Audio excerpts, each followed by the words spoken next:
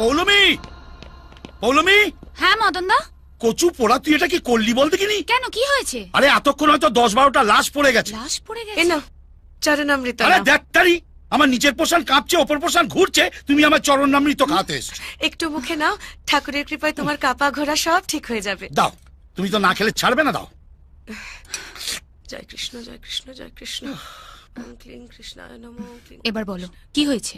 মন্দিরে তুই এই ছেলেটাকে একটা রং নাম্বার দিয়েছিলি, ব্যাস এবার জীবন নিয়ে টানাটানি।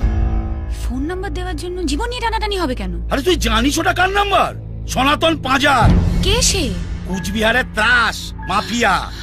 ছেলেটার পেছনে লেগে গেছে। এই বাবা, তুমি ওর ঠিকানাটা জোগাড় করে দেবে, গিয়ে ওকে সরি বলে আসবো।